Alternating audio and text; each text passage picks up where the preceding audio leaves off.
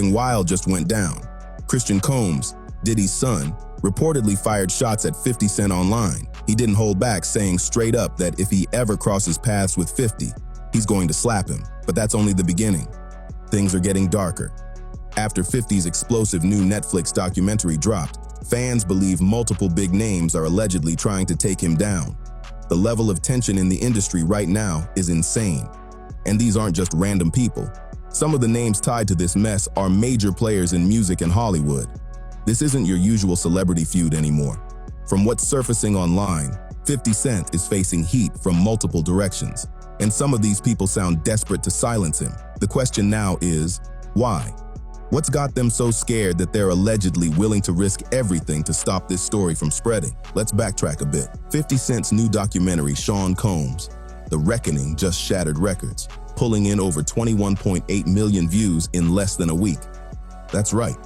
It even beat Stranger Things on Netflix. And this isn't your standard gossip-style special. It's packed with never-before-seen footage, recorded phone calls, and interviews with people who've worked alongside Diddy for decades. People who are finally speaking out after staying quiet for years. No wonder some folks are panicking right now. 50 himself hasn't gone silent either. He's been posting non-stop on Instagram, calling people out without a filter. It's like he's daring anyone to challenge him. And to understand the full story, you've got to know what went into this project. 50 reportedly spent 2 whole years gathering footage and testimonies. 2 years. He got access to private conversations Diddy had right before his arrest, plus first-hand stories from former Bad Boy Records insiders. Some of these claims point to serious, dark allegations that might explain why certain people want this documentary to vanish. All right, so I'm going to make it abundantly clear. I'm not here defending Diddy. I am here because I got dragged into this because somebody asked me a question and I had an opinion. Nobody's wrong for giving an opinion about any subject, period. I'm not here defending Diddy. Don't let the narrative fool you or get to you. Once again, somebody's creating narratives. This is my point. So please look at the whole clip that I did and then look what happens with the narrative. And that's what I'm telling you. Y'all people don't be sheep. Use your brain, your freedom of thought, freedom of speech, and don't ever let nobody bully you. Never. Don't let nobody bully you. You got me? Love. The documentary digs into everything. The wild parties, the shocking allegations, and even bold claims about what really happened to Tupac Shakur and the notorious B.I.G. This isn't light content. It's deep, controversial. And now that millions have seen it, a lot of powerful names are reportedly panicking. Some celebrities are allegedly doing whatever it takes to bury it. Rumors say a few have even tried to pay off certain officials just to keep their own names from being dragged into anything connected to Diddy. But 50 Cent? He's not folding under the pressure. He's out here posting screenshots, calling people out by name, and showing everyone that he's not afraid to stand his ground. Every move he makes online keeps adding more fuel to this growing storm, and fans can't stop talking about it. Now let's break down who's supposedly trying to shut 50 down, and why. The biggest name stirring the pot is none other than Diddy's son, Christian Combs. Reports say Christian tweeted something wild saying, "If I ever see 50 Cent, I'll slap him." The internet exploded after that. It's hard to believe he thought he could threaten someone like 50 and just walk away from it. 50 Cent's response was cold and straight to the point. He fired back saying, "Little bro, first, close your mouth." That comeback went viral in minutes. And honestly, people couldn't help but laugh. Because what exactly was Christian planning to do? This is the same guy who allegedly tried to fight Ray J multiple times and couldn't land a single hit. 3 attempts, and not one connected. But here's the crazy part. Christian didn't stop at Twitter. Things only got messier from there. Things didn't just stop with Christian's tweet. He actually went and dropped a whole diss track aimed at 50 Cent. And get this, it wasn't even his first one. It was the second. In the track, he reportedly rapped, "50 Cent, why you so mad? You that bad? 'Cause you never got a chance to go shopping with my dad?" It sounds more like a joke than a real diss. You really can't make this stuff up. While Christian's out here making tracks that barely anyone's streaming, 50's over on Netflix breaking records with a global hit about Christian's own father. The contrast couldn't be wilder. 50 spent less time putting together his documentary than Christian spent trying to get people to care about his music.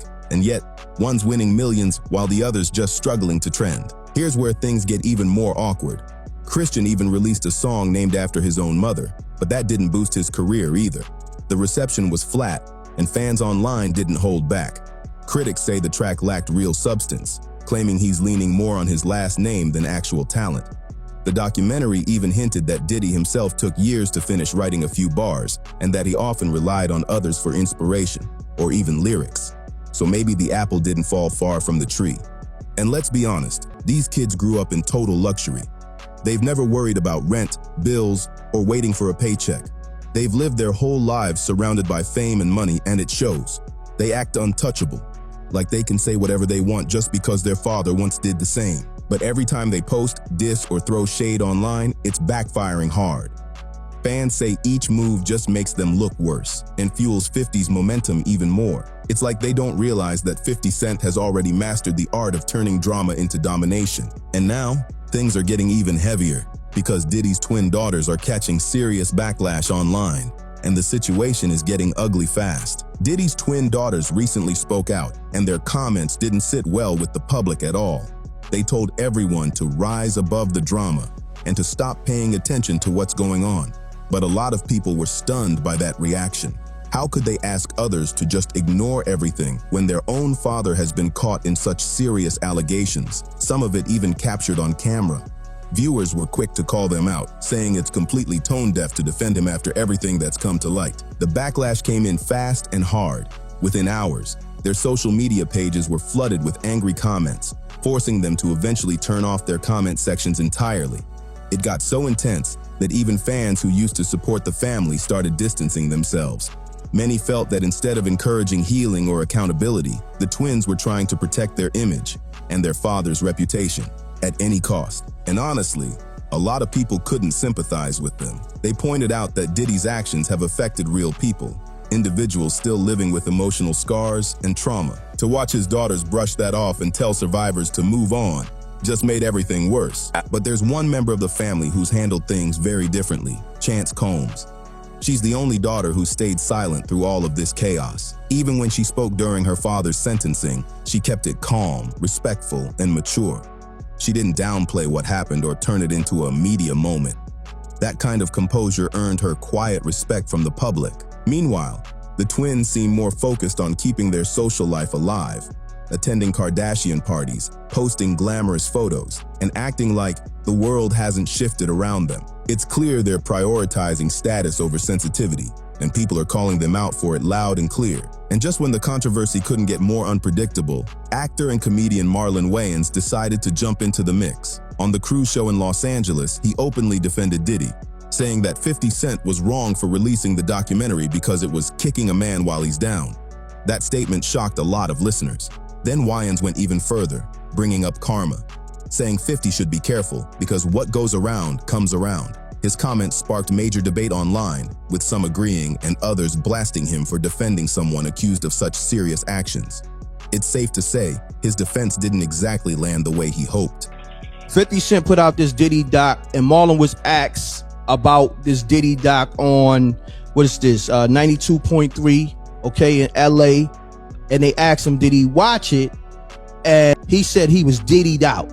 Let that, pretty much saying, yo, that man is already doing time. And he said 50 Cent got to be careful because, you know, he gonna get his karma. Something to that effect. What you got to say about that? Niggas don't know what karma is. That's the word that they try to use. That's the word that they try to use to say that the same thing that happened to him could happen to you. So that ain't what karma is. Karma comes from the Egyptian metaphysical world that they talking about, that if you do something wrong, it may not come back to you. It may come back to somebody in your family lineage. It may not happen to you, but it may happen to somebody in your family. That's what karma is, bro.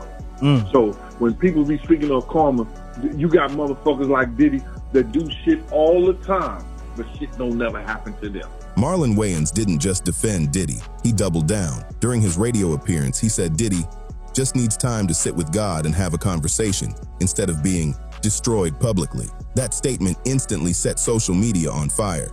People were asking, Marlon, why are you this pressed about Diddy? Because let's be real, no one asked him to jump into the middle of this mess. His sudden urge to protect Diddy made a lot of people suspicious. Some even started wondering if there's more to his loyalty than meets the eye. And of course, 50 Cent wasn't about to stay quiet. He clapped back immediately, classic 50 style, by hopping on Instagram and posting a throwback picture of Marlon dressed in full drag from his movie White Chicks. His caption was savage. "This fool trying to come at me? LOL? Nah. AI, that's your vibe, boy. Keep my name out your mouth." The post exploded instantly, with thousands of comments pouring in. 50 made it crystal clear that he wasn't taking any disrespect, especially not from someone defending Diddy. But Marlon didn't back down either. He fired back once again, warning 50 about karma, saying that if 50's luck turns on him, he'd regret exposing all of this. Then, Marlon tried to flip the script even harder on Instagram, going after 50's appearance. He joked that 50 looked ugly in a suit, said his buttons were fighting for their lives, and called him fat buff, rocking an Easter suit with a Halloween face. The internet couldn't believe how petty it had gotten. To top it off, Marlon posted an old picture of 50 Cent and Diddy chilling together in a pool, like he was trying to prove something big. But fans weren't buying it. They just saw it as another weak attempt to shift the focus. Now everyone's asking the same thing. Why is Marlon Wayans so defensive about Diddy? What's really behind his energy in this fight? Even Charlemagne the God called out the double standard, pointing out that when anyone else gets accused of wrongdoing, Hollywood rushes to condemn them. But when it's Diddy, suddenly people start preaching about forgiveness. The hypocrisy has never been louder. Charlemagne the God didn't hold back when he pointed out a major double standard. He said, when TMZ made a Diddy documentary, nobody said a word. When Hulu dropped theirs, silence. When Peacock released one, still nothing. But now that 50 Cent, a black producer, puts one out, suddenly everybody's preaching about karma and saying he's kicking a man while he's down. That statement hit hard. The energy shift definitely felt suspicious, real suspicious. But what happened next got even stranger. Fans who binge-watched all 4 episodes of Sean Combs' The Reckoning started noticing something major. Jay-Z was completely missing. Not a single mention, not one photo, not even a brief clip of him standing next to Diddy at an event. That's beyond strange, especially considering how deep their connection ran in hip-hop history. Jay-Z and Diddy weren't just casual acquaintances, they dominated the industry together. They were seen at the biggest parties, business meetings, and music events for years. There are literally hundreds of pictures of the two of them side by side. So why did 50 Cent's documentary act like Jay-Z never existed in that chapter of music history? That's the question blowing up online right now. One TikTok user summed it up perfectly saying, "Where is Jay-Z? I just finished the whole documentary, and there's not a single picture, not one mention, not even one clip with him in it." And honestly, that's a fair point. People are now wondering if there's more behind the scenes than anyone realizes. Some are even asking if 50 Cent made a deal with the Carters to leave Jay-Z and Beyonce out of the project entirely. It sounds wild, but considering how many recent allegations have linked Jay-Z and Diddy in the same circles, it's a valid question. The internet's already buzzing with theories, trying to figure out whether this was a strategic move or something deeper. Whatever the reason, that missing piece only makes this story even more mysterious. And it's got fans rewatching the entire series just to catch any tiny clue that might explain Jay-Z's total disappearance. Now, it's got everyone talking, because Jay-Z has completely vanished from the entire story. Fans are convinced there's more to it than coincidence. The biggest theory floating around is that 50 Cent might have made a quiet deal with Jay-Z and Beyonce. Some believe Jay could have offered 50 some kind of behind-the-scenes help or information, and in return, 50 agreed to leave him out of the documentary completely. And honestly, that theory doesn't sound far-fetched. There's simply no way to tell Diddy's full story without mentioning Jay-Z. It's impossible. Their history in the music industry is too deeply connected. The two built empires side by side, partied together, and dominated hip-hop for decades. Even Jaguar Wright pointed it out. She said it's real suspicious that there's no mention of Jay-Z or Stevie J anywhere in the series. She found it strange that two men who played such visible roles in Diddy's world somehow got completely erased from the narrative. Something definitely isn't adding up here. And, it seems like Diddy's just out there to take, everyone's girl, it seems like. If you got her, I want her. Yeah, Jack, let me ask you, in episode 3, we get to the Kim Porter story and, of course, introduce Cassie.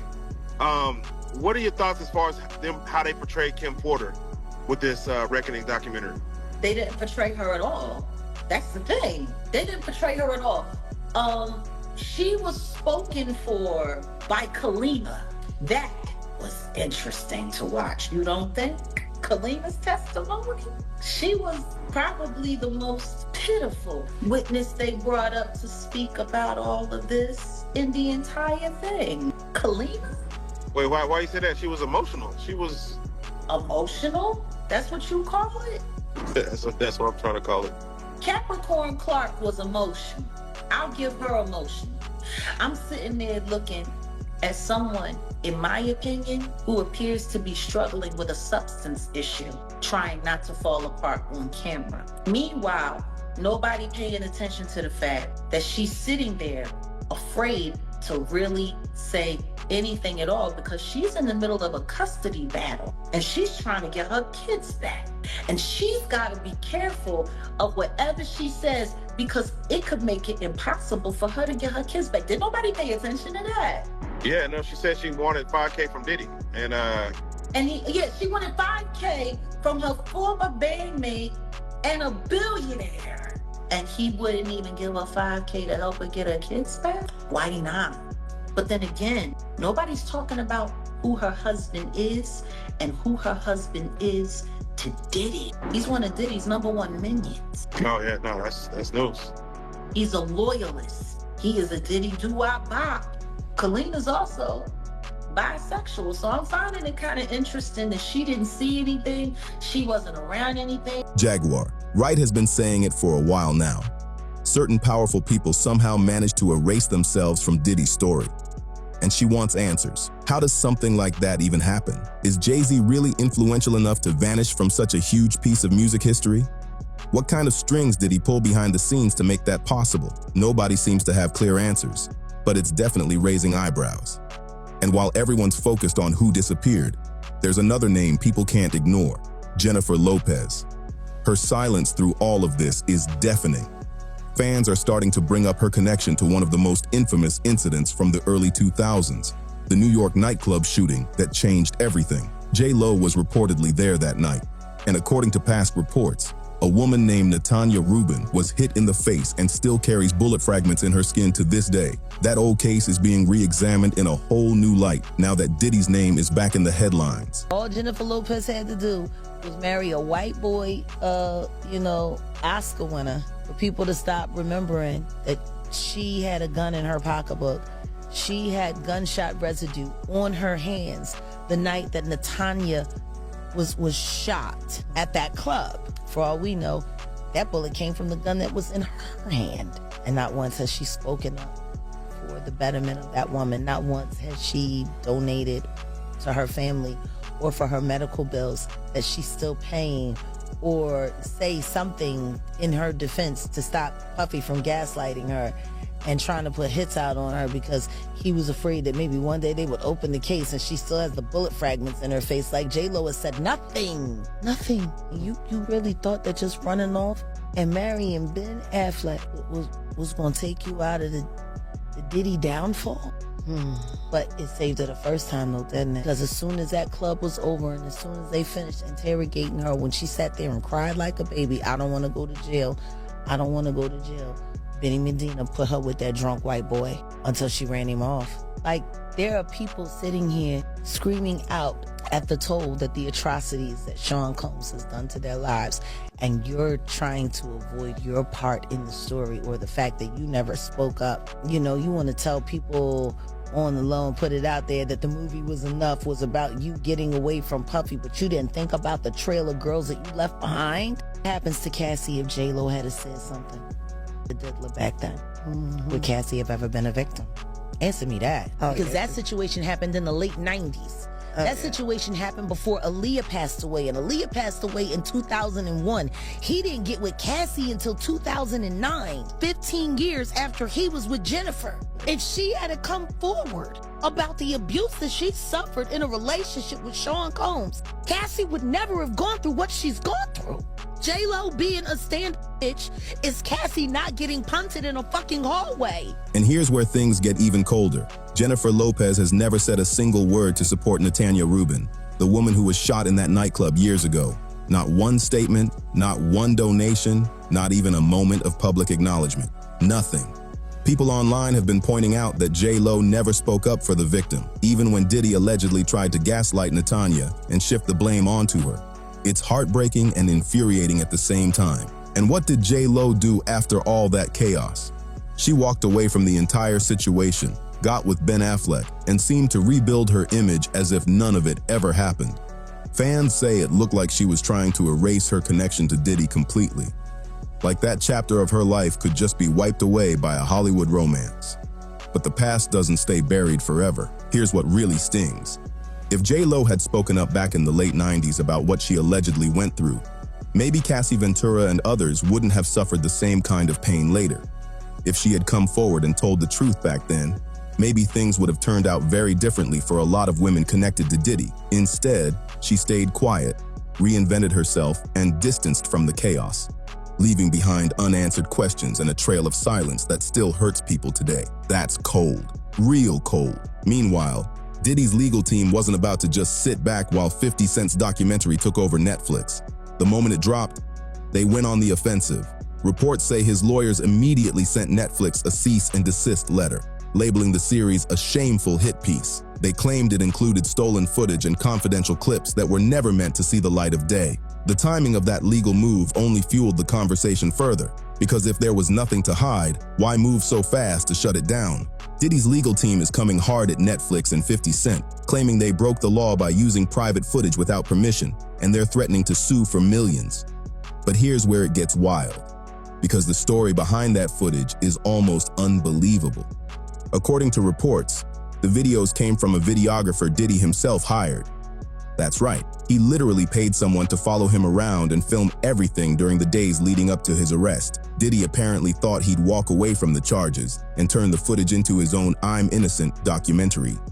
But instead, the footage slipped right out of his control and somehow ended up in 50 Cent's hands. Now, it's streaming on Netflix for over 21.8 million people to see. Talk about karma coming full circle.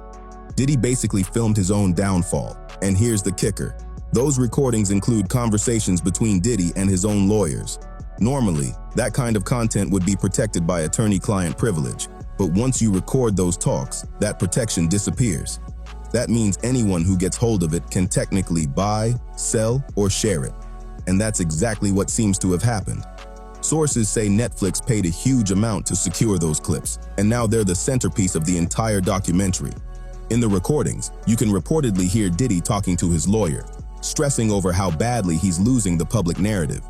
He complains about how the media is turning against him, and you can hear him plotting ways to spin the story in his favor. But instead of saving him, that same footage ended up exposing him, making him look more concerned about reputation than responsibility. It shows him strategizing on how to sway jurors instead of focusing on the people who were hurt. It's bad, real bad. And now, there's even more heat, because an old Ellen DeGeneres interview clip featuring Diddy has started resurfacing online, and viewers are rewatching it with a whole new perspective. Back then, it just seemed like harmless TV banter. But knowing what we know now, those awkward jokes and uncomfortable moments on that stage hit completely different. The internet can't stop dissecting every second of it. Women who talk baby talk in bed. Really? That's not how you play the game. Really? Yeah. Really? Yeah. That's a turn on, somebody talking baby talk to you. No, it's just talking. Talking dirty. No, baby talk. Baby talk is in the category of talking dirty. Is it a baby? Let me explain something to you. There's no rules in talking dirty. There's no rules in talking dirty. I don't want to be with a baby. That's not my thing. I want her to talk baby talk. Ever since The Reckoning hit Netflix, Ellen DeGeneres has been keeping an unusually low profile, and people are starting to question why. Fans online are asking, what does Ellen really know about Diddy's infamous parties? Why has she suddenly gone quiet while everyone else is scrambling to respond? The timing feels way too perfect, and the internet is convinced that she's staying silent for a reason. The connection between her and Diddy might be deeper than people realized. And now, folks are digging up every old clip of them together. But she's not the only one catching attention. Kevin Hart has been pulled into the mix too. A resurfaced video shows him partying with Diddy at one of those exclusive events, and 50 Cent wasted no time sharing it on Instagram. His caption, He claimed Kevin looked nervous about what the documentary might reveal. That post went viral instantly. Fans started wondering if 50 was hinting at something bigger. The tension between comedy, fame, and scandal just got a whole lot thicker. You got more fucking dye in that beard than Diddy wears. All right, that's enough. And I know. That's enough. But I seen him. He shows me behind the curtain. That's a fucking enough. All right, I'm gonna edit. I'm gonna edit this out. But still, Put a fucking. put a note on it. You can edit that one. I don't. There's a resurfaced clip that's got everyone talking. It shows Mark Wahlberg cracking a joke about Diddy while Kevin Hart is sitting right next to him, and you can literally see Kevin tense up. His smile fades for a second, and his body language screams discomfort. It's like the moment that joke dropped, he started wondering, what else is about to come out? The clip gets even more awkward when Kevin starts nervously asking for parts of the conversation to be edited out, practically begging them not to air certain moments. And honestly, that just raises the question, if there's nothing to hide, why look so worried, Kevin? But he's not the only one acting strange lately. Russell Simmons has been dropping cryptic posts all the way from Bali, talking about how people are trying to tear down black icons. The internet quickly connected the dots. He's clearly talking about this documentary. But that message didn't exactly land well, because people were quick to remind everyone why Russell's in Bali in the first place. Bali doesn't have an extradition treaty with the United States, which means he can't be forced to return and face the serious allegations that have followed him for years. So while he's preaching online about unity and forgiveness, many see it as a deflection, a way to distract from his own controversies. Even Gene Deal, Diddy's former bodyguard, weighed in on this situation long before the documentary dropped. He bluntly said, "Russell Simmons belongs in jail just like Diddy. And now that all this new evidence and footage is out, that statement is hitting harder than ever." Some dudes belong in jail based on what they do and how they do it. We know that to be true. And it's just this situation, man, when they get down to all the facts and all what happened, he may belong in jail, bruh. And that's not my doing. That's not Cassie doing. That's his doing and his learned behavior from the people that mentored him. You gotta realize, man, he learned from Andre Harrell. He learned from Russell Simmons. He learned from Clyde Davis. You understand? When those people are telling you that they were heavy into the drugs, they was heavy into beating women and doing things at that age, at that crazy stage, that's gonna make him think that he could get away with the same thing that they was getting away with back then. You understand? The things that he was saying, you know, the touchy-feely between two men and all that stuff like that, man. All that, he learned that from them dudes. When I told y'all the story, when me and my man went up to Russell Simmons and he had a house and he had a man in bikini drawers in his bedroom, in his bed. You understand? Bruh, this is that he learned. I'm assuming he learned it from them. Let me put that. And I'm not gonna say alleged because I saw that for my own self. My man was with me, Slick was with me, and we saw that for our own self. You understand what I'm saying? So these are behaviors and things that with drugs and all the stuff that's going on, pills, drinking, it can make this man into a monster, and that's what it did, bro. It made him into a monster, bro. What's happening to him now is one of the greatest tragedies that we're gonna ever read about, bro. This is going to be one of the greatest tragedies that Shakespeare couldn't write in Richard. He couldn't write it in Macbeth. He couldn't write this shit in Romeo and Juliet. This is going to be one of the greatest tragedies of hip-hop, along with Pac's death, along with Big's death. And he brought it on himself. Gene Deal didn't hold back when he broke down where Diddy's toxic behavior came from.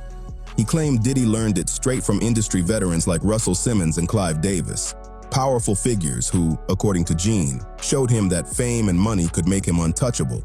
And the scary part? There's evidence that supports what Gene's been saying. At least 18 women have publicly come forward with serious allegations against Russell Simmons. To make things worse, when Russell was 35 years old, he began dating Kimora Lee Simmons, who was reportedly just 16 at the time and still in high school. That revelation continues to shock people to this day. It's beyond disturbing. There was even supposed to be an HBO documentary diving deep into these allegations. But when the project started gaining traction, Russell allegedly pressured Oprah Winfrey, who was producing it at the time, to back away. And believe it or not, Oprah actually stepped down after that pressure. That's how much power he still held in Hollywood. But the story didn't end there. The documentary eventually did come out under the title On the Record, and it shares the voices and experiences of those women directly. It's still streaming today, for anyone who wants to understand the depth of what went on behind the scenes. After the allegations went public, Russell immediately left the country and has been living in Bali ever since, a place known for having no extradition treaty with the US. Many believe he ran there to avoid facing accountability, and he's been hiding behind spiritual posts and vague statements ever since. Meanwhile, Stevie J, one of Diddy's longtime allies, continues to defend him loudly. Reports say Stevie was actually inside Diddy's Miami mansion during one of the federal raids, and afterward, he came out saying the accusations were completely false, and that Diddy never broke the law. But that wasn't all. Stevie even went after 50 Cent, calling him an Uncle Tom and accusing him of betraying his own people. The industry lines are being drawn and loyalties are getting tested in real time. Stevie J didn't just talk. He took things to another level. After 50 Cent's documentary started blowing up, Stevie actually challenged 50 to a fight. He said, "I'm calling you out, Curtis. What you want to do?" The internet went wild when they saw that. But 50's response, classic. He clapped back with a post that said, "Diddy's boyfriend called me a sellout. He's correct. I'm selling out Branson Cognac." That comeback was pure gold, and fans couldn't stop laughing. But 50 didn't stop there. He posted a screenshot of a headline mentioning Stevie J's name being brought up in Rodney Lil Rod Jones's lawsuit with the caption, "Whoa, say it ain't so, Stevie J. This is a mess." The comment section exploded. People were shocked, others were cracking jokes, and Stevie just kept digging himself deeper. Stevie fired back again saying, "Since it's entertainment, let me beat you on TV or something, don't duck that." He was clearly trying to turn it into a show, but 50 laughed it off like it was nothing. He replied, "Good luck getting past security, short." At that point, it wasn't even beef anymore. It was straight comedy. Then out of nowhere, Floyd Mayweather jumped into the conversation, and what he said left everyone stunned. During an interview, no one even asked him about Diddy, yet he suddenly brought the topic up himself. Floyd said, "I'm not going to speak bad about P. Diddy because he's still a black man. Mistakes happen." But then he took it further, and this part made people's jaws drop. Floyd said, "Even if that happened to my daughter, I'd be hurt. But that's a choice my daughter made." The reaction online was immediate. What did he just say? Fans couldn't believe he was defending Diddy like that, especially with a comment that sounded that insensitive. Of course, 50 Cent didn't let that one slide either. He jumped straight online and said, "They didn't even ask him about this. Champ, is you stupid or is you dumb?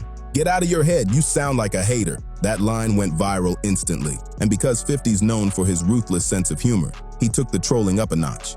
He reminded everyone of that old feud between him and Floyd, where he once offered $750,000 to charity if Floyd could read just one full page from a Harry Potter book. When Floyd said he'd do it, 50 switched it up and told him to read from The Cat in the Hat instead, saying it had easier words. Fans were crying, laughing all over again. At this point, the feud isn't just about Diddy anymore. It's turning into one of the wildest celebrity back and forths the internet's seen in years. It's messy, it's petty, but it's also absolutely hilarious. Ray J has been giving some of the strangest interviews lately, all in defense of Diddy. He keeps calling Diddy his mentor and close friend, and insists that Diddy should be cleared of all charges because, in his words, everything that happened was consensual between adults. But that's not where the weirdness ends. Ray J then claimed he doesn't even understand what those so-called freak-off parties are, saying he's never seen anything like that and doesn't even know what the term means. At one point, he started rambling about baby oil, seriously, and questioning why people were joking about it online. He said, "Is it okay that everyone's joking about baby oil? What kind of message is that sending?" The interview went off the rails fast. Of course, 50 Cent jumped in with his trademark humor, posting on Instagram, "Oh my God, WTF is Ray J doing? Dude is really going crazy out here." The post blew up instantly because 50's reaction perfectly matched what everyone else was thinking. But Ray didn't stop there. He got even stranger. In another interview, he started talking about turning cheek to cheek, but somehow turned it into a bizarre comment about butt cheeks. It left everyone confused, and honestly, a little concerned. 50 couldn't resist roasting him again, posting, "Oh, now I see why they was gonna pack Ray J out. He wildin', bro. I'ma hit Ray and tell him chill." Fans were cracking up, saying it felt like Ray J was spiraling live on camera. But not everyone's been this loud. While Ray J's been all over the place defending Diddy, Rick Ross has stayed completely silent, just like Jay-Z. And you already know 50 Cent wasn't going to let that slide. He pulled up an old set of Rick Ross's lyrics from a 2013 track where Ross said some seriously questionable stuff, the kind that caused him to lose his Reebok endorsement back in the day. 50 posted a photo of Rick Ross and Diddy together, along with those lyrics, and wrote, "At some point, you just gotta do the right thing." That post hit hard because it reminded everyone that Ross and Diddy have been tight for years, and that some of the behavior people are calling out now has been hiding in plain sight all along. Between Ray J's chaotic defenses and 50's relentless receipts, the internet can't look away. Every post keeps the fire burning hotter. Rick Ross's silence right now says everything. Sometimes saying nothing speaks louder than a full statement, and that's exactly what's happening here. So let's lay it all out. We've got Christian Combs threatening to slap 50 Cent on sight, the Combs twins telling victims to rise above it, and Marlon Wayans jumping into a full-blown feud just to defend Diddy. Then there's Jay-Z, who's mysteriously missing from the entire documentary, and Jennifer Lopez, who's kept completely quiet about that old club shooting that's back in the headlines again. Meanwhile, Diddy's lawyers are trying to sue Netflix, Ellen DeGeneres is staying silent, and Kevin Hart is looking visibly nervous in resurfaced clips. Russell Simmons is still posting from Bali. Stevie J tried to challenge 50 to a fight. Floyd Mayweather made bizarre comments no one asked for. And Ray J is out here doing some of the most confusing interviews ever. And now, Rick Ross is sitting in silence while the whole industry shakes. At this point, the pattern's impossible to ignore. Anyone defending Diddy or pretending not to see what's happening is getting exposed. And 50 Cent's not holding back.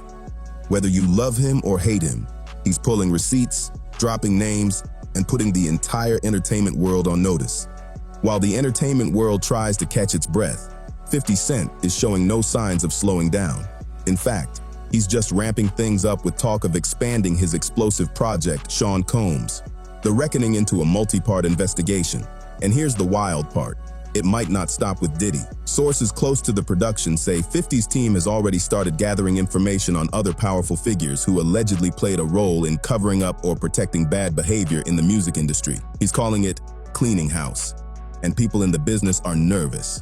It's not just rumors either. Several insiders who appeared in the first documentary have reportedly agreed to return for follow-up interviews, and they're ready to share even more shocking details that didn't make it into the original cut. Some of the footage being mentioned includes unseen conversations from former Bad Boy Records staff, along with new statements from people who worked closely with Diddy during his most controversial years.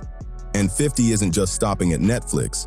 He's been hinting on social media that Hulu and Amazon Prime have both shown interest in future projects exposing deeper layers of corruption, abuse, and power plays within the entertainment industry. One insider even claimed 50 is already in early talks about a series exploring the dark side of the early 2000s hip-hop scene, focusing on how fame and money created a system of silence. Meanwhile, Diddy's legal team is still fighting back. Reports say they've filed additional complaints and are pushing to block future releases that use any unreleased footage or sensitive material. But according to legal experts, 50 Cent's production company has done its homework. They've secured rights to most of the footage through third-party agreements, making it hard for Diddy's lawyers to stop what's coming next. The tension right now is sky high.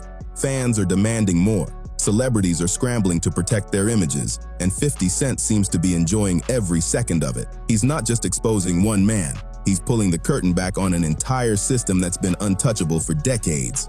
And if what insiders are saying is true, the next chapter might shake the music industry even harder than the first. If you thought this story was wild, just wait until you see what's next. The next video goes even deeper, pulling back the curtain on a completely different side of fame and power. We're talking about people you'd never expect to be connected to scandals this shocking. So click the video right here, dive into the next story, and tell us what you think once you've seen it. But before you go, we want to know, after everything that's come out, do you think 50 Cent is doing the right thing by exposing all these industry secrets? Or do you believe some of these people are being unfairly dragged into the spotlight? Drop your thoughts in the comments and let's see where everyone stands, because this conversation is far from over.